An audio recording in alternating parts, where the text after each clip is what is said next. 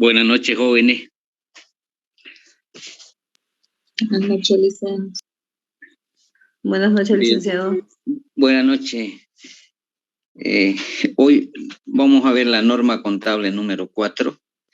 Se refiere a la revalorización técnica de activo fijo, ¿no? Y esta norma contable nos habla sobre la revalorización técnica de los activos fijos. Y literalmente dice, a fin de establecer condiciones de aceptabilidad a las revalorizaciones técnicas de activos fijos, señalar las distintas formalidades que debe cumplir un proceso de corrección como el señalado, y que son los siguientes. 1. La revalorización técnica debe ser realizada por un profesional experto en la materia de acuerdo a la naturaleza de los bienes revalorizables, debidamente matriculado en el organismo profesional correspondiente. Eso significa que para poder revalorizar tiene que tener conocimiento. O sea, por ejemplo, si queremos revalorizar un vehículo, sería ideal que participe un ingeniero en automotores. Si queremos revalorizar un tractor, un ingeniero agrónomo, porque conoce cuáles son las características de cada uno de los activos fijos. En el caso, por ejemplo, de ASFI, ellos tienen sus peritos inscritos en ASFI para efectuar los revalúos técnicos, ¿no? Y 2, debe ser aprobado, dice, por el directorio u órgano ejecutivo responsable del ente. Debe ser aprobado por la junta de accionistas o asamblea de socios del ente, ¿no? Entonces, habiendo sido incluida como punto específico del orden del día, por la importancia que tiene en el orden del día, el único punto debe ser el tema del revalúo técnico. Entonces, verán ustedes que el tema del revalúo tiene que ser aprobado por la Junta de Accionistas, ¿no? Y 4 dice, la contabilización de la revalorización técnica puede efectuarse una vez que sea aprobado por el directorio. O sea, necesariamente primero tiene que ser aprobado para poder contabilizarlo el revalúo técnico. La Junta de Accionistas o Asamblea de Socios deberá aprobar la revalorización técnica al tratar los estados financieros anuales que le otorgan. Deberá dejar expresa constancia en una nota a los estados financieros que la capitalización de la revalorización técnica resultante se halla sujeta a la aprobación del organismo oficial competente cuando corresponda, dice. El tema de los revalúos, ¿no? Está sujeto, digamos, a la aprobación del órgano competente. En el caso de las entidades financieras, corresponde a ASFI, digamos, ¿no? En el caso de las entidades públicas, la Contraloría, ¿no? Entonces, en el 5 nos dice el incremento de valor recibirá el siguiente tratamiento contable. Eso es lo que más nos interesa, ¿no? El incremento, dice, de valor recibirá el siguiente tratamiento contable. El mayor valor resultante hasta el monto de la actualización efectuada según los procedimientos descritos en los párrafos 6 y 9 de la decisión número 6 será abonada, dice, a la cuenta resultado por exposición o ajuste por inflación y tenencia de bienes. Según sea el procedimiento utilizado para la actualización de los estados financieros. Entonces, inciso B dice, el exceso del monto del revalúo técnico sobre el valor actualizado, según el procedimiento descrito en los párrafos 6 y 9 de la decisión 6, deberá acreditarse a una cuenta patrimonial denominada reserva por revalúo técnico. Entonces, cuando hay un incremento en el en el revalúo técnico, nos está diciendo la norma que debemos llevar a una cuenta patrimonial que es reserva por revalúo técnico. En el caso dice que el monto del revalúo técnico sea inferior. Ajá. Así que el testamento.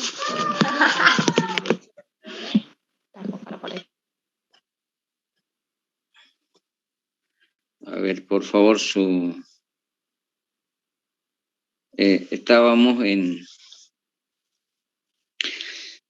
en el caso, dice que el monto del revalúo técnico sea inferior al valor actualizado, según el procedimiento descrito en los párrafos 6 y 9 de la decisión número 6, la diferencia será debitada en la cuenta resultado por exposición a la inflación o ajuste por inflación y tenencia de bien.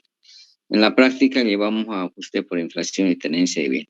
Entonces, en esa parte lo que nos está diciendo, así sintetizando, cuando hay un incremento, dice, en el revalúo técnico, debemos llevar a una cuenta patrimonial que se llama reserva por revalúo técnico. Y cuando hay una disminución en el revalúo técnico, debemos llevar a una cuenta que se llama ajuste por inflación y tenencia de bien, ¿no? Eso es lo que nos quiere decir. En el punto 6, el monto de la cuenta reserva por revalúo técnico, después de haberse obtenido las aprobaciones señaladas en los párrafos 2 y 3 anteriores, podrá ser capitalizado o utilizado para absorber pérdidas acumuladas hasta que eso ocurra, se la debe computar a efectos de determinar la situación del ente, ¿no? Entonces, ahí también nos está diciendo que la cuenta reserva por revalúo técnico se puede capitalizar o en todo caso también podemos utilizar para absorber las pérdidas, ¿no? Y en el punto 7 nos dice, la responsabilidad por los valores resultantes del revalúo técnico recae en el profesional especializado, ¿no? Y habilitado a tal efecto que hubiera emitido su informe pertinente, ¿no? Dicho informe técnico debe contener como mínimo los siguientes aspectos del trabajo realizado, ¿no? Inciso A, lo que nos está diciendo, las bases técnicas utilizadas. Inciso B, documentación examinada. Y inciso C, cuadro demostrando los valores anteriores y la revalorización, tanto de activo como de la depreciación acumulada. Los nuevos valores resultantes y los años de vida útil restante. Y en el punto 8 nos dice, en el periodo de vida útil restante deberá depreciarse el nuevo valor residual revalorizado de los bienes, ¿no? La depreciación futura deberá cargarse a los resultados de cada gestión, siendo las prácticas habituales del ente. Asimismo, los nuevos valores de los bienes revalorizados deberá tenerse en cuenta para los casos de baja por venta o retiro. En el tema del revalúo técnico, aquí normalmente cuando se hace un revalúo técnico implica asignar un nuevo valor, ¿no? Y, por ejemplo, si el vehículo tiene 5 años, le otorgará máximo 3 años, por decir, ¿no? Una vez que le asigna un nuevo valor a ese activo fijo, para el siguiente año se tiene que depreciar como si fuese nuevo o en función a la vida útil asignado, ¿no? En meses. Sin embargo, la ley, el decreto 24051, nos dice que las depreciaciones sobre el revalúo técnico no son deducibles para fines de la determinación del impuesto a las utilidades. Es decir, una vez revalorizados los activos fijos, el próximo año la depreciación que vamos a determinar sobre los bienes revalorizados ya no es deducible para la determinación del impuesto a las utilidades, ¿no? Eso el decreto nos dice. Y en este caso, yo me he basado en la decisión número 6, que es anterior a la norma contable 4, donde inclusive hay es más detallado. Si ustedes se remiten a la norma 4, es bastante resumido, ¿no? Siempre en las normas anteriores es más explícito, con ejemplos, etcétera, ¿no? Para que se entienda mejor. Entonces, lo podemos ver esto en forma de ejemplo, ¿no? O sea, esto es lo que más nos interesa a los auditores, cómo contabilizar, digamos, un revalúo técnico, ¿no? Entonces, aquí en el ejemplo dice el vehículo tiene un valor de 10.000, ¿no? En el lado debe. También tiene una depreciación acumulada de 7.500 en el lado haber. Entonces, el valor neto, o sea, el valor del vehículo en sí, 10.000 menos 7.500 son 2.500, ¿no? Entonces, el perito o el experto en revalúo tiene dos opciones, digamos, ¿no? O sea, puede decir que el vehículo no vale 2.500, sino vale 3.500. Entonces, en ese caso, habría un incremento de 1.000 bolivianos, o sea, de 2.500 a 3.500. Y le va a asignar una vida útil restante de 36 meses, por ejemplo, que significa 3 años, ¿no? La otra figura es que diga, el vehículo no vale 2.500, sino vale 2.000. O sea, en ese caso tendríamos que disminuir de 2.500 a 2.000. La disminución sería 500 bolivianos. Ahora, ¿qué sucede, digamos, en la práctica? Eso es importante que ustedes sepan. En algunos activos hay que incrementar y en otros activos hay que disminuir. Entonces, bien, digamos, esto se aplica a eso, ¿no? Porque normalmente la norma nos dice, cuando hay incremento, dice, en el primer caso, de 2.500 a 3.500, incremento de 1.000, dice la norma que debemos llevar a una cuenta de reserva por revalúo técnico. Y cuando hay disminución, dice, de 2.500 a 2.000, tendríamos que llevar, dice, a una cuenta de resultado que se llama ajuste por inflación y tenencia divina. Entonces, la contabilización del primer caso, ¿no? O sea, el incremento de 2.500 a 3.500 sería 1.000. Entonces, el asiento contable sería, hay que dar de baja la depreciación acumulada, o sea, depreciación acumulada de vehículos por 7.500, y la reserva por revalúo técnico, que es 1.000 el incremento, vamos a llevar a una cuenta patrimonial, que se llama reserva por revalúo técnico. Y la diferencia de 7.500 menos 1.000, 6.500 vamos a llevar a vehículo. Y en la glosa decimos para registrar la revalorización técnica de activos fijos según informe tanto, ¿no? Entonces, si mayorizamos, la depreciación acumulada va a quedar en 0, ¿no? Porque estamos dando de baja. Y reserva por revalúo técnico 1.000 se va a ir a la cuenta patrimonial, al patrimonio. Y vehículo vamos a abonar, es decir, 10.000 menos 6.500, vamos a llegar a lo que establece el perito, a lo que dice que vale el vehículo 3.000. Y el próximo año, en función a la vida útil restante en meses, se va a ir depreciando, ¿no? Y, ¿no? Como si fuese nuevo, digamos, ¿no? Entonces, alguna vez un estudiante me preguntó, pero ¿por qué no hay depreciación acumulada? ¿No? En este caso queda en 0. Es que cuando no hay una depreciación acumulada, quiere decir que hubo revalúo, ¿no? O cuando el activo fijo es nuevo, entonces obviamente que no va a haber depreciación acumulada. Entonces, hay diferentes situaciones, digamos, no es nomás decir está mal, sino ver por qué razón no hay depreciación acumulada, ¿no? Entonces, en el segundo caso, ¿no? Cuando hay disminución de 500, de igual manera hay que dar de baja la depreciación acumulada y la norma contable 4 nos dice que cuando hay una disminución debemos llevar a una cuenta ajuste por inflación y tenencia divina. O sea, de 2.500 a 2.000 sería 500 la disminución y llevamos a ajuste por inflación.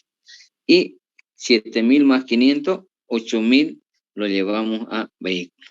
Si mayorizamos los vehículos por 8.000, 10.000 menos 8.000 son los 2.000. a lo que establece el perito, ¿no? Estamos llegando exactamente a los 2.000, ¿no? En el primer caso llegamos a los 3.500, ¿no?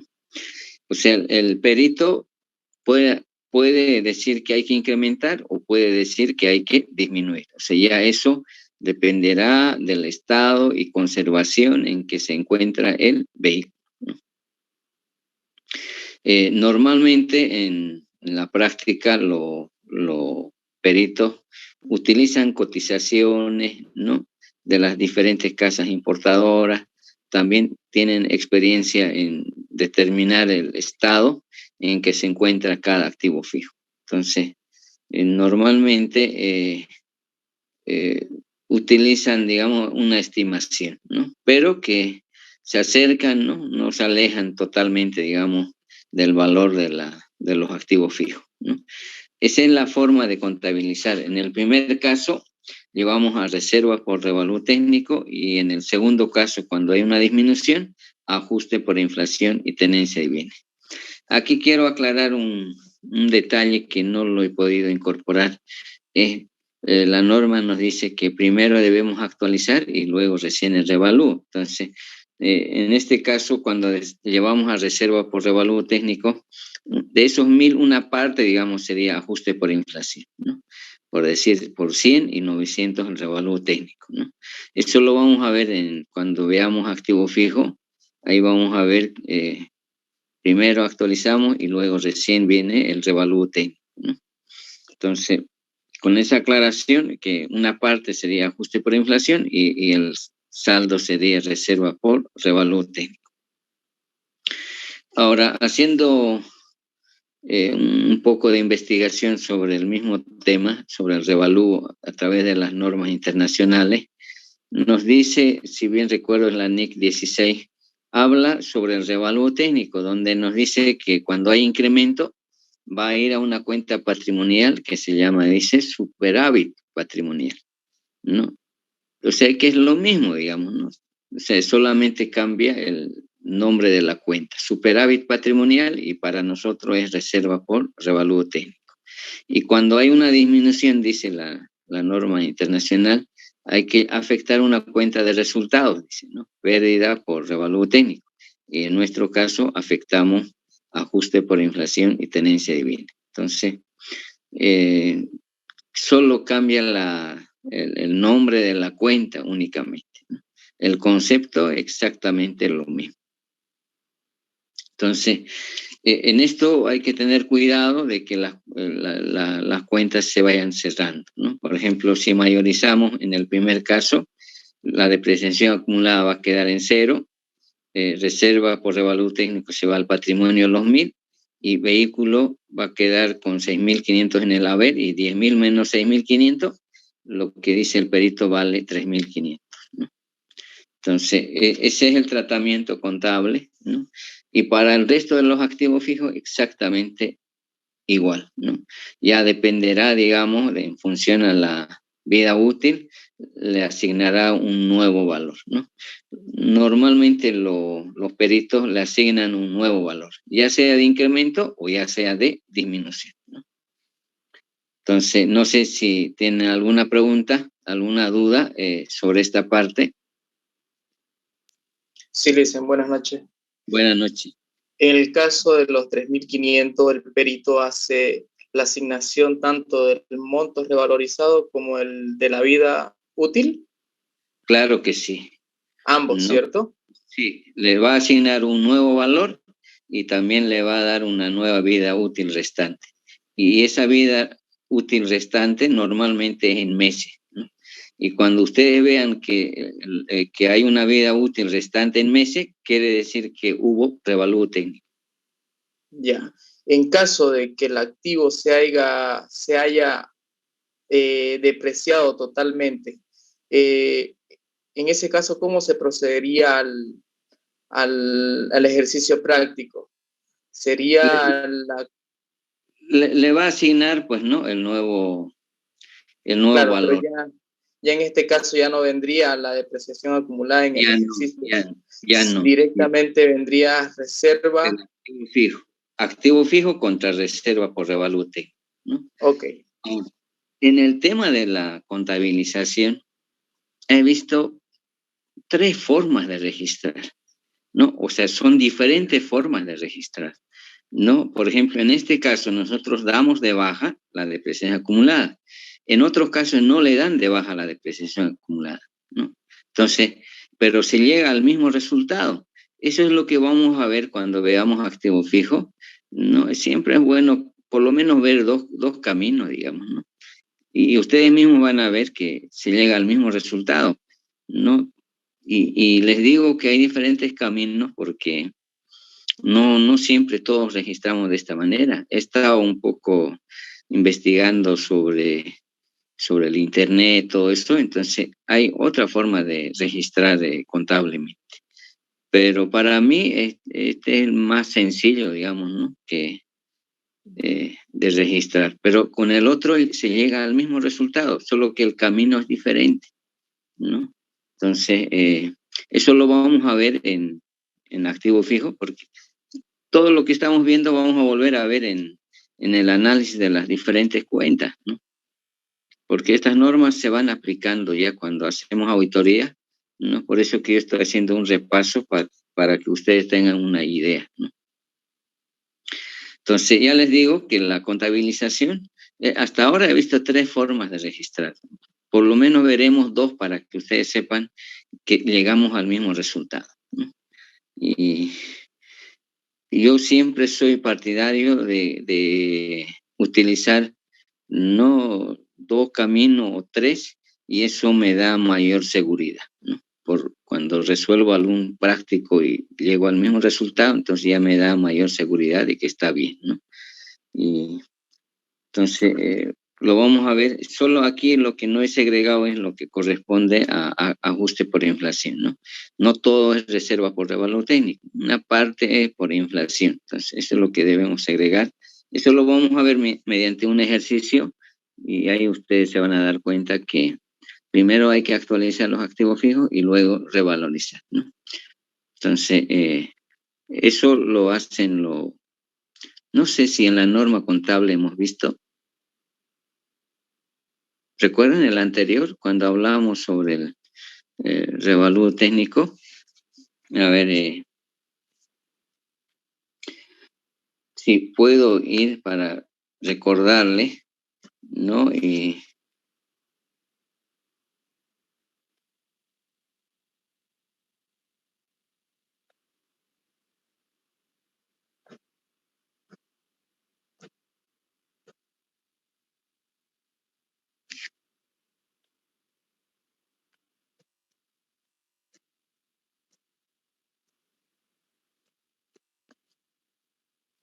Una consulta, dicen. sí, Dijo que el decreto 24051 dice que los activos que sufren un revalúo técnico no son deducibles para la determinación de las utilidades. no, incorrecto. El decreto 24051 nos dice que la depreciación sobre los activos revalorizados son no deducibles para la determinación del impuesto a la utilidad de las empresas. O sea, se está refiriendo a la depreciación que se va a determinar el siguiente año. Esa depreciación ya no es deducible para el impuesto a las utilidades de la empresa. ¿Sí? Gracias por la explicación. ¿Me entendió, no? Sí, le entendí, que había escuchado mal, perdón. Ajá, Eso ahora también sí, ahora ustedes tienen que revisar el 24051. ¿Y qué les puedo decir? La clave es ese decreto supremo. En ese decreto supremo está todo relacionado con nuestra profesión. Y si me hacen caso, les va a ir bien, ¿no? Yo me aventuro, digamos, a decir que prácticamente todo lo que concierne a nuestra profesión está en ese decreto supremo. Por ejemplo, cómo se tiene que depreciar los activos fijos, cómo se tiene que determinar las cuentas incobrables, cómo se tiene que determinar las previsiones, cómo se tiene que evaluar inventario, cómo se tiene que, etcétera. O sea, prácticamente, si algún profesor ha enfatizado en ese decreto supremo, bien, ¿no? Y lamentablemente yo no doy pues la parte contable, entonces por eso que yo les reitero que ese decreto para mí es clave.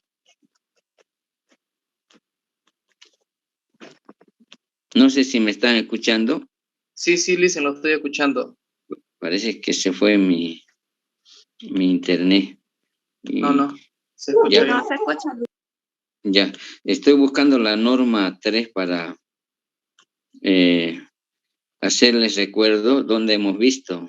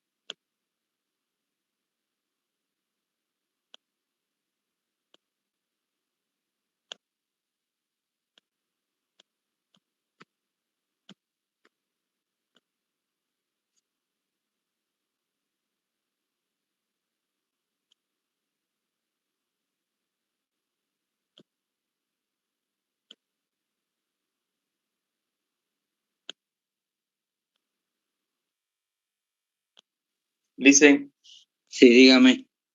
es lo que explicó la anterior clase, ¿cierto? Sí. Lo estoy mandando al WhatsApp si no lo encuentra. No, pues no va a poder subir, pues sí. Si hay que convertir en PDF. Tengo yo en... Está en ¿Se da PDF. cuenta? ¿En PDF? Sí, usted nos la mandó por WhatsApp. Ahí se las Ajá. reenvía al grupo. A ver si puedo.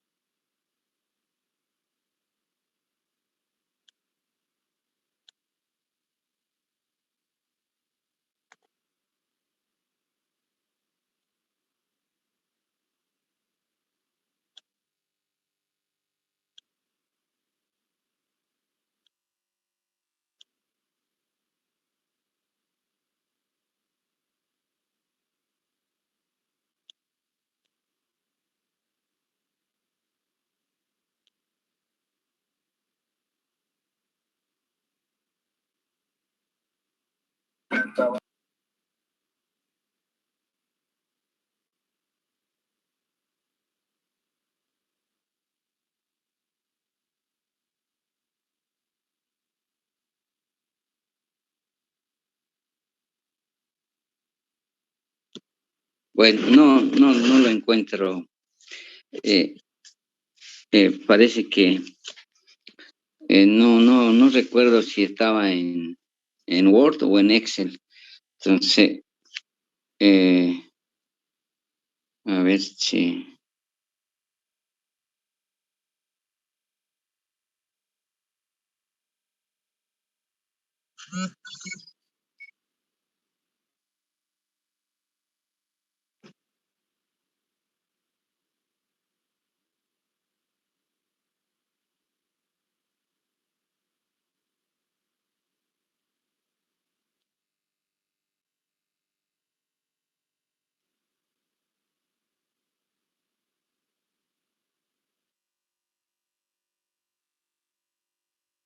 Ahí tenemos, a ver.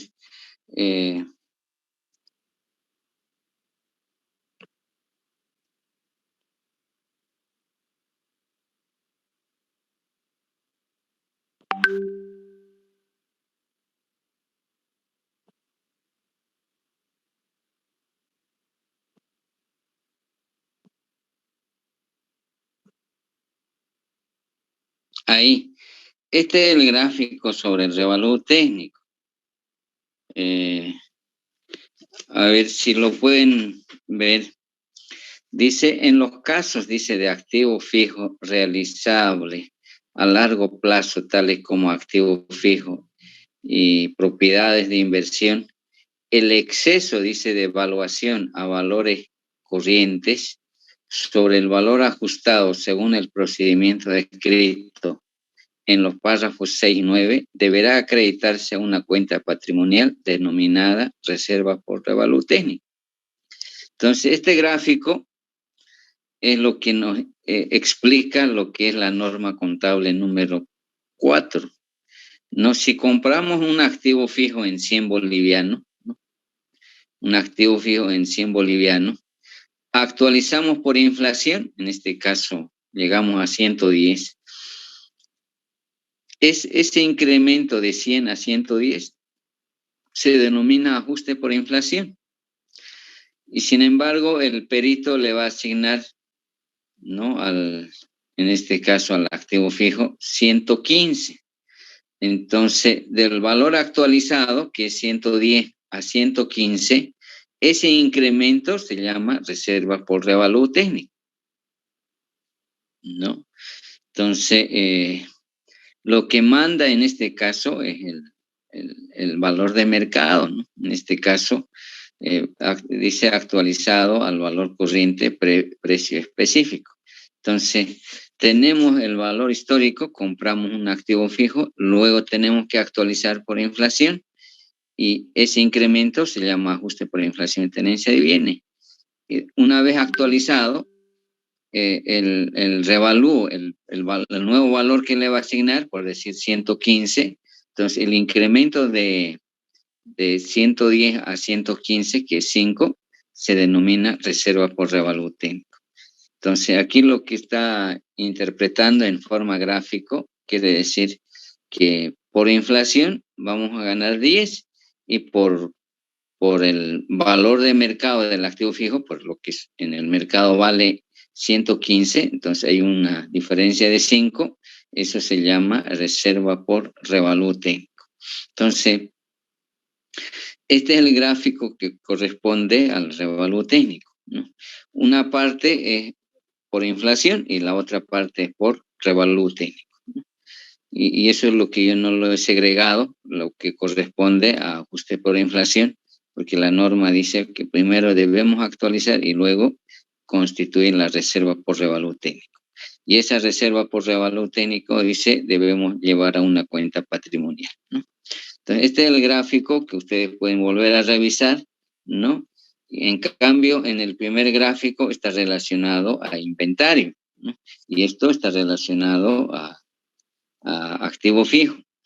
Este gráfico, por ejemplo, en el primero, lo que nos dice es si yo compro un producto a 100, ajusto por inflación, voy a tener un incremento de 10.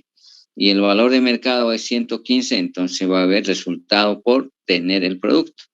Cambio aquí es por el revalú técnico. Entonces, esos dos gráficos hay que interpretarlo porque, y también quiero decirles que el valor de mercado de inventario es el costo de reposición. Costo de reposición, ¿qué significa? ¿Cuánto me costaría reponer un bien en este momento? Y en el caso del activo fijo, el valor corriente de los activos fijos es el revalú técnico. O sea, la única forma de saber cuánto vale un activo fijo es mediante revalú técnico, ¿no? Sí o sí hay que hacerlo revalú técnico porque en algún momento les he comentado que el respaldo dentro de una empresa son los activos fijos. Entonces, y a eso yo podría corroborar, por ejemplo, si uno solicita un financiamiento, un crédito, ya sea un organismo internacional como es BID o Banco o Fondo Monetario Internacional, lo primero que ellos piden es revalú técnico. ¿Por qué piden revalú técnico? Porque quieren saber cuál es el respaldo que tiene la institución. Entonces, vean ustedes, por eso se lo considera como un respaldo de la empresa, porque estos activos fijos también pues, son realizables a corto plazo. Cuando digo realizable a corto plazo, quiero decir que se pueden vender a corto plazo, ¿no? Entonces, es como un respaldo que tiene la empresa, ¿no? Si bien estos activos fijos no son para la venta, sino son para el funcionamiento de la empresa, ¿no? Entonces, este cuadro, ¿no? El primero es para inventario y el segundo es para activo fijo, ¿no? Entonces, eso quería mostrarles este gráfico, tiene su interpretación, ¿no? Y no sé si tienen alguna otra duda más para ir a la norma contable número 6, porque la norma contable número 5 no lo vamos a ver, porque está referido a principios de contabilidad para la industria minera. Y resulta que yo hace unos 8 años que no hago auditoría a una empresa minera. Diría que estoy desactualizado porque son más o menos ya 8 años que no he hecho auditoría. Sin embargo, tengo experiencia porque hice auditoría a la empresa metalúrgica Vinto en Oruro, hice a la empresa minera Bernal, hice auditoría a la empresa de Carachipampa, de Oruro. Entonces, recuerdo que hay que manejar bien las liquidaciones de los minerales, ¿no? Y ustedes saben que para liquidar los minerales se tienen que conocer las leyes, las diferentes leyes que tiene cada mineral. Yo no me acuerdo, por eso les digo que en este momento, para ser honesto, no estoy en condiciones de... ¿Por qué? Porque ni las leyes me acuerdo, porque antes manejaba bien ese tema de las leyes, la humedad, la tara, etcétera, ¿no? Entonces, no deja de ser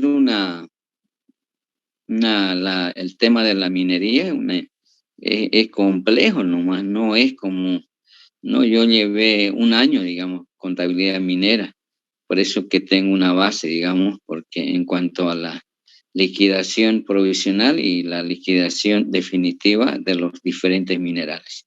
Una vez determinado la liquidación definitiva, se procede a su contabilización, ¿no? Entonces, lo que también estoy un poco desactualizado en materia impositiva porque tienen sus particularidades. Recuerdo que cuando estuve en empresa minera Bernal, tuve problemas en la parte de consumos específicos, ¿no? Entonces tuve que pedir ayuda en la firma a un experto para que me colabore con la parte impositiva. Entonces, vean ustedes que eh, es complejo la industria minera, no es así tan sencillo, ¿no? Y en este momento ni me acuerdo por las leyes, por ejemplo, que tiene cada minera, ¿no? Entonces, no lo vamos a ver en los principios. Seguramente ustedes, hay una materia que llevan, ¿no? Que no sé si es en conta especial 2, ¿no? Llevan una materia que es contabilidad minera. Ahí seguramente les enseñan, pues, ¿no? Cómo contabilizar las liquidaciones provisionales, definitivas, etcétera, ¿no? Yo no, por eso les digo que en este momento tengo que ser responsable, que necesito actualizarme para hacer una auditoría a una empresa minera, ¿no? En cambio, en la norma contable número 6, se refiere al tratamiento contable de las diferencias de cambio, ¿no? Eso lo veremos ahora y para luego la norma contable número 7 está referido a la evaluación de inversiones permanentes, ¿no? Entonces, y la 8 está referido al principio, no, a la consolidación de estado financiero. Y la 9, principios para la industria petrolera. Ese es otro tema, ¿no? El tema de la industria petrolera es bastante complejo, ya que las empresas petroleras se basan en las normas internacionales, ¿no? Yo he podido estar en diferentes empresas petroleras y ahí he podido comprobar de que ellos manejan las normas internacionales, ¿no? Y es una industria, pues, ¿no? Que quizás no tengo la misma experiencia que en la industria minera porque hice pocas empresas petroleras, ¿no? Y, y la 10 es el arrendamiento financiero, o sea, la norma contable número 10 es arrendamiento financiero. Esas son las 10 normas y yo me incluyo, no lo manejamos bien. Son 10 normas. Y en Perú y en Chile ya van llegando a 100 normas. ¿Eso qué significa? Que no estamos trabajando en la parte normativa.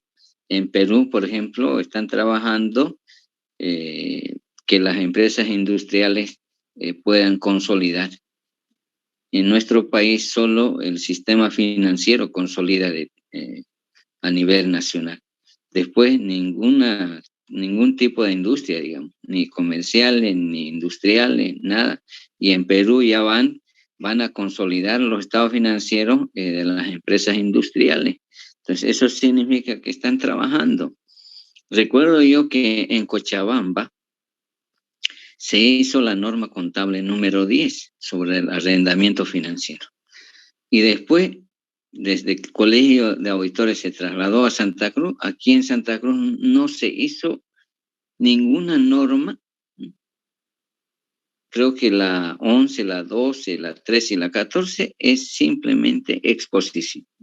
No ameritan ningún análisis, solamente es exposición. Entonces, vean ustedes que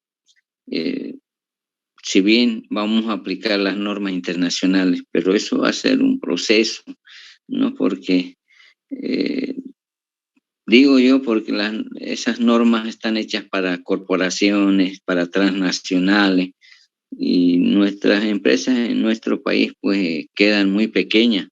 Entonces ahí va a tener que ver el colegio adecuar las normas internacionales a la realidad boliviana, porque yo tuve una experiencia en la Contraloría, la ley 1178, o sí, la ley 1178 se ajusta perfectamente a lo que es el gobierno municipal, la gobernación, impuestos nacionales, etcétera. Pero para los municipios de las provincias ya no se ajusta porque queda muy grande.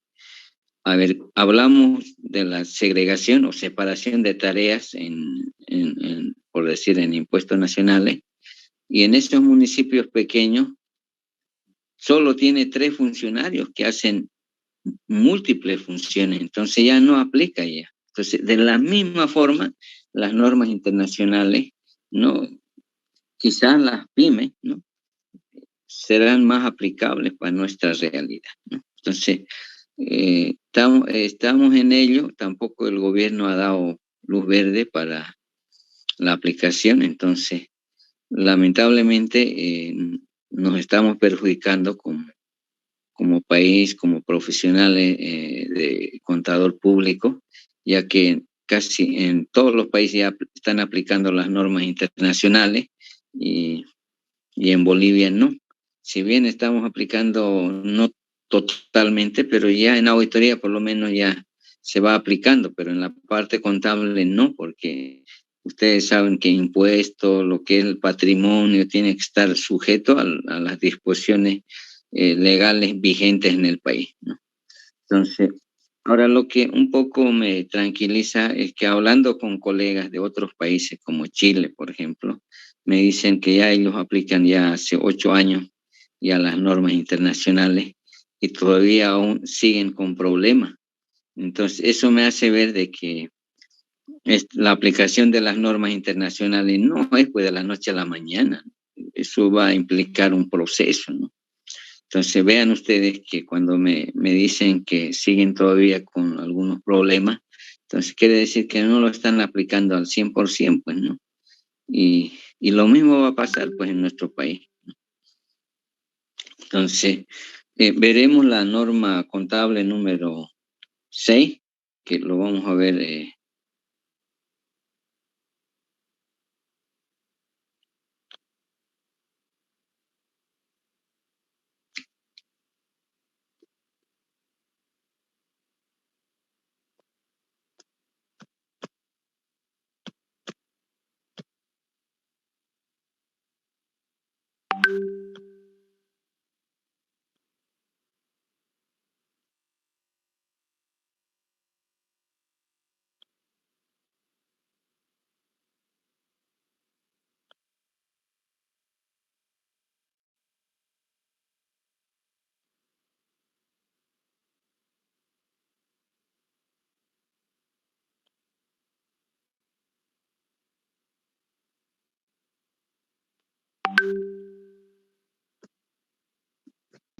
Mientras estoy buscando.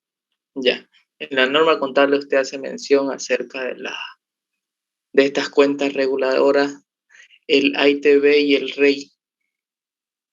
Ya. He visto mayormente que se utiliza el AITB, pero ¿en qué caso se llegaría a utilizar el REI? Ya, bien. El tema del ajuste por inflación y tenencia de bienes, o el REI en sí, riesgo de exposición a la inflación, es lo que se llama ajuste por inflación. Entonces, como en nuestro país tenemos bajo una sola cuenta, que es ajuste por inflación y tenencia de bienes, entonces lo llevamos a esa cuenta. En cambio, en otros países lo separan, ¿no? O sea, una cosa es riesgo de exposición a la inflación y otra cosa es resultado por tenencia de bienes, ¿no? Entonces, en cambio, en nuestro país manejamos bajo una sola cuenta que es ajuste por inflación. En realidad, el ajuste por inflación es una cosa y tenencia de bienes es otra cosa. Entonces, lo que usted me dice riesgo de exposición a la inflación sería ajuste por inflación. Entonces, como manejamos una sola cuenta, entonces llevamos a ajuste por inflación y tenencia de bienes. No sé si me he dejado entender.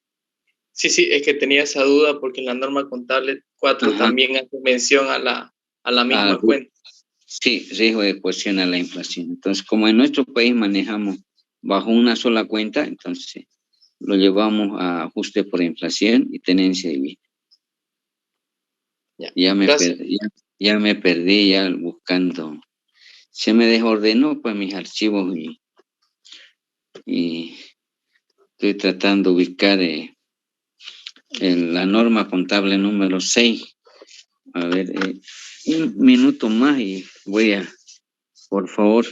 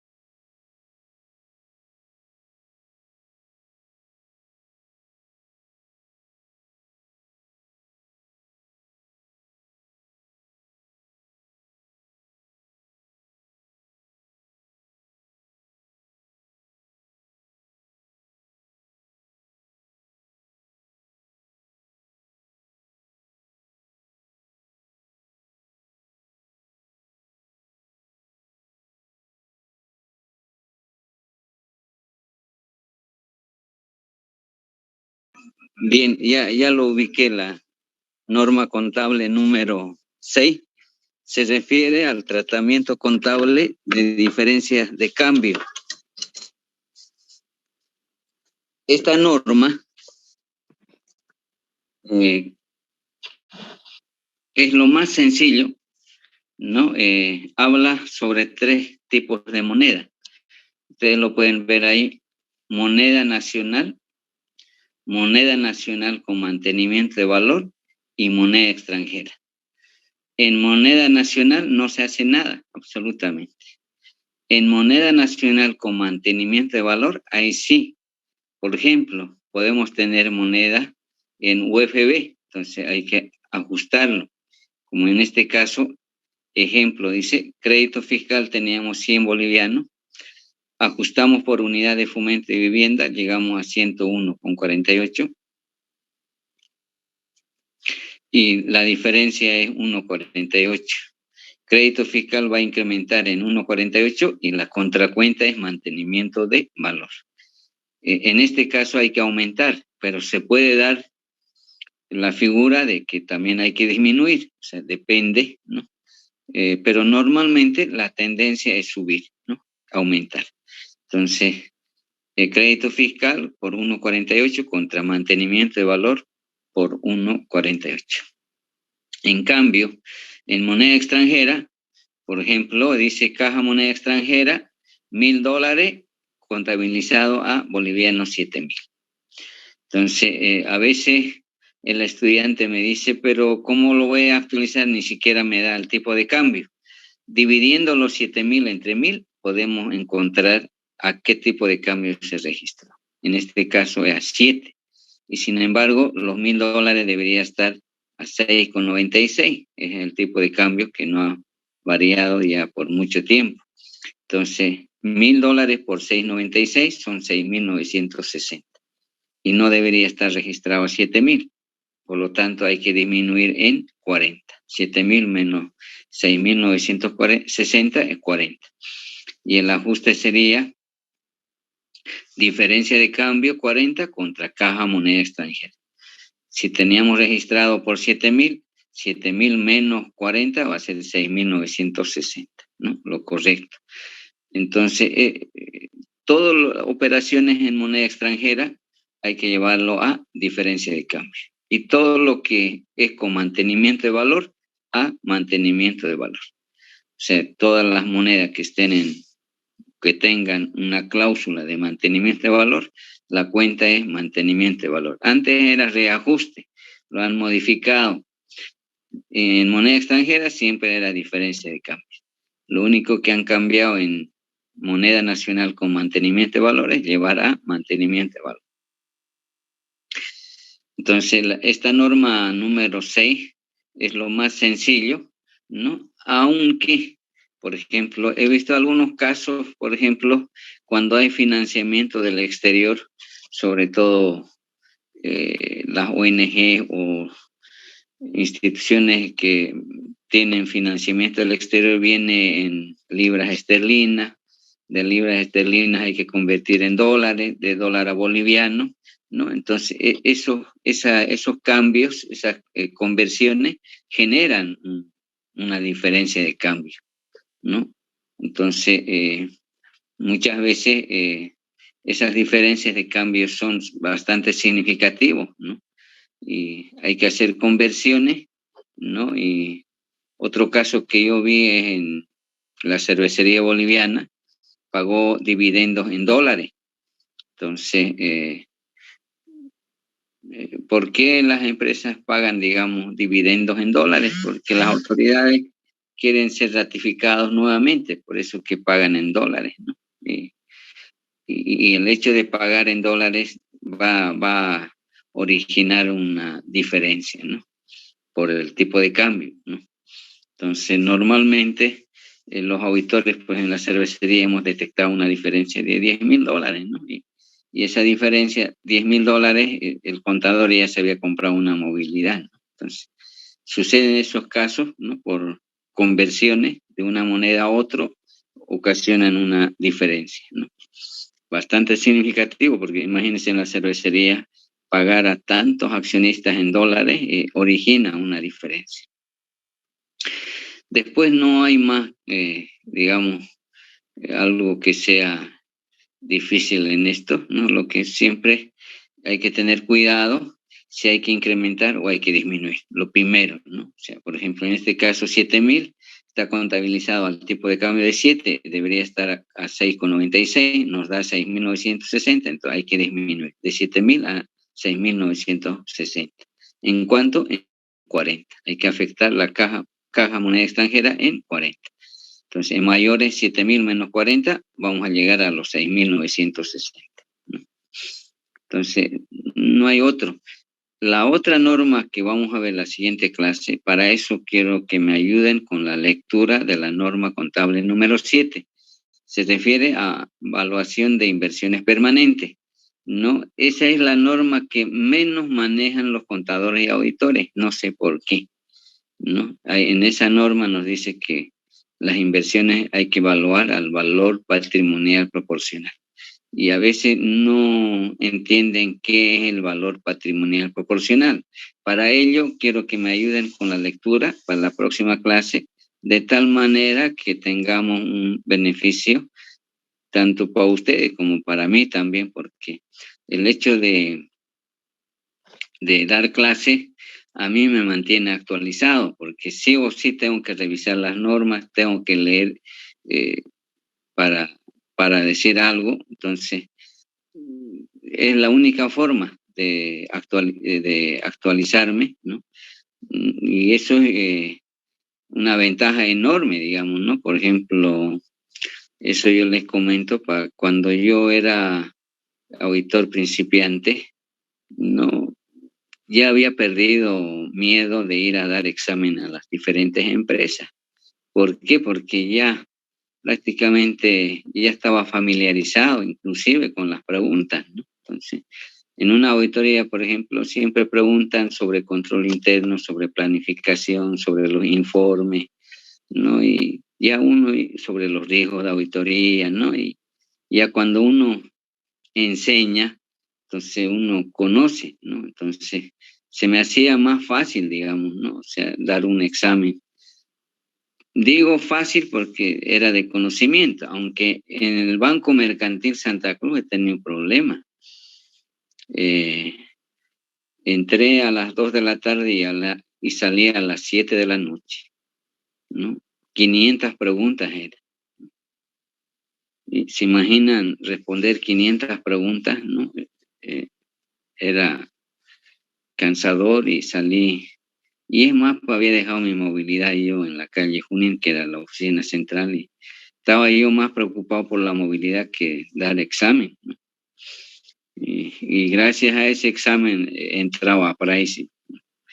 ¿Por qué? Porque, mire, yo di examen para auditor en el Banco Mercantil y los que me tomaron examen eran los auditores de Price y vieron el resultado y me dijeron, usted sacó el mayor puntaje, entonces si usted no se animaría a ir a Price y en el Banco Mercantil se queda el segundo.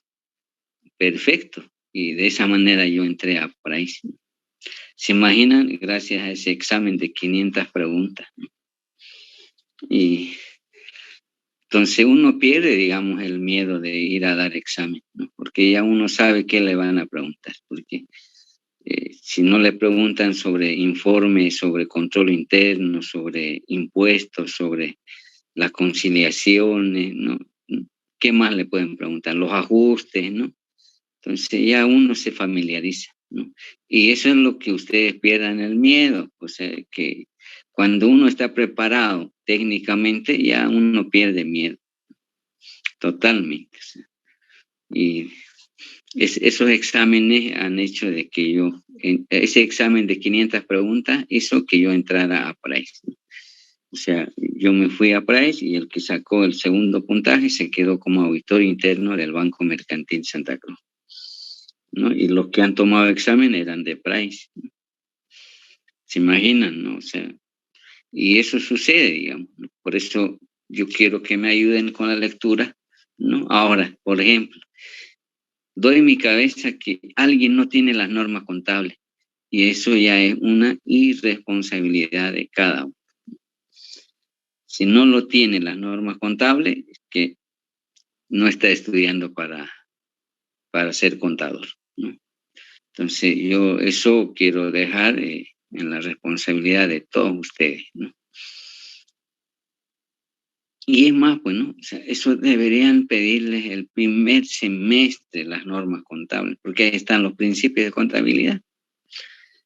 Y si no pasa eso, entonces quiere decir que no estamos enseñando contabilidad, porque ya les dije, la contabilidad hay que enseñar de acuerdo a principios de contabilidad generalmente aceptados. Y no quiero echar la culpa, ¿no?, a la universidad, menos a los profesores, pero también los estudiantes son corresponsables, ¿no?, de cómo lo toma la materia, ¿no? Entonces, jóvenes, quiero pedirles encarecidamente me ayuden con la lectura sobre la norma contable número 7, ¿no? Y van a ver ustedes que yo voy a tratar de sintetizar y vamos a entender mejor, ¿ya? Jóvenes, les dejo. Jueves nos vemos, ¿ya? ¿O Ya, tienen licenciado. alguna pregunta? Si tienen alguna pregunta,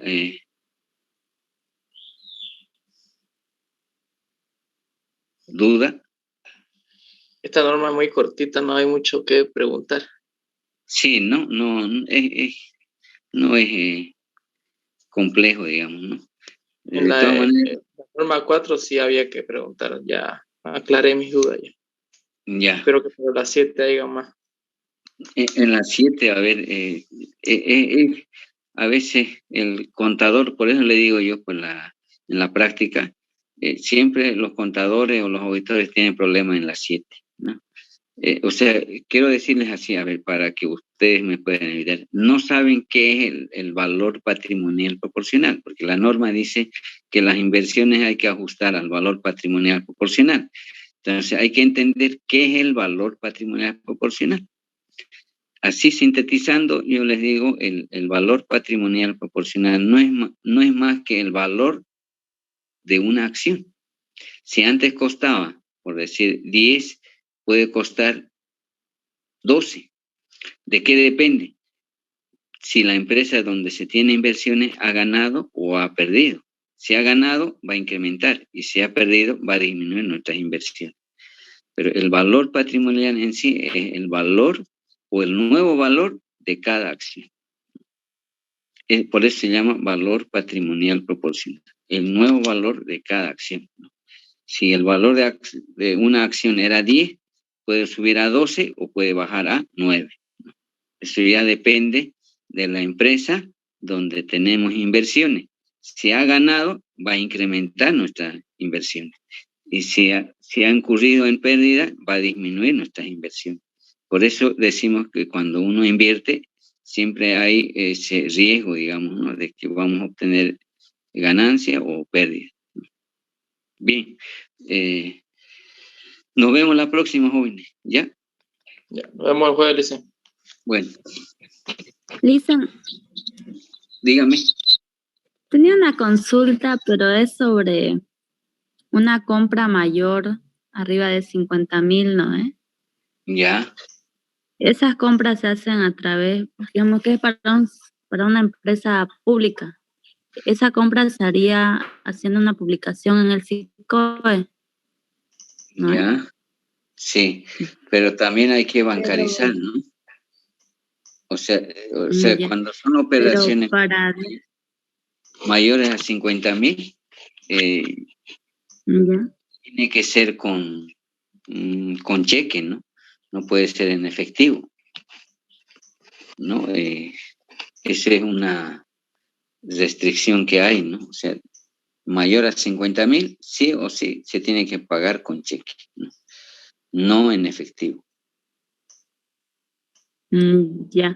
Y Ya. en nuestro respaldo van todo lo que son los formularios, ¿no? Pero ¿qué pasa si uno de esos formularios no está? ¿Auditoría nos llamaría la atención? No, pero ¿qué compra me está hablando? ¿De qué compra? O sea, primero. Digamos una compra para un laboratorio. ¿Pero qué va a comprar? Equipo, medicamentos, no Sí, sé. un equipo, ¿no? Hay que se hace la publicación con una convocatoria Claro y que ahí sí. salen todas las empresas que se Ajá. postulan, ¿no? Proveedores, ¿no? Sí, los Entonces, proveedores. claro, los proveedores. Entonces, esos proveedores van a generar documentos, pues, ¿no? La nota fiscal, ¿no? Están obligados, a generar, ¿no? O sea, documentos. Y ese es el respaldo, ¿no?, que tienen, ¿no? Entonces, sí o sí tiene que tener esos respaldos, ¿no, Lisa? Claro, porque sí, por eso digo, ¿no? Hay un detalle, eso que no se le olvide. La contabilidad hay que registrar en base a un documento. Si no hay documento, no podemos registrar, ¿no? Sí. Eso yo lo tengo en claro. La contabilidad se registra en base a un documento y ese documento es el respaldo que origina, digamos. Por ejemplo, muchas veces a mí me llama el gerente de una empresa y me dice, licenciado Vino, hay que registrarle un débito del banco por $10,000. Ya le digo, pero no lo registro hasta que no me llegue el débito del banco. Una vez que me llega el débito, recién registro. ¿Por qué? Porque tiene que haber respaldo. Por eso Ya se le dice, entiendo. la contabilidad se hace en base a un documento. No podemos registrar así alegremente, ¿no? Y eso no se tiene que olvidar. O sea, cuando yo era estudiante me preguntaban, ¿no? Y ahí yo me concienticé que la contabilidad es en base a un documento. Y si no hay documento, no lo puedo registrar. ¿Por qué? Porque me van a decir, a ver, ¿cuál es el soporte, respaldo? ¿No? Entonces, no puedo decir que he registrado así alegremente, ¿no? Entonces, siempre es bueno esperar. Por ejemplo, obviamente que no me voy a negar, pero digo, mientras no me llegue el documento, no lo puedo registrar, porque tengo que respaldar. ¿Ya? Bien, jóvenes, nos vemos la próxima. ¿Ya? Ya, Alicia, Ya le entonces. hice. Buenas noches.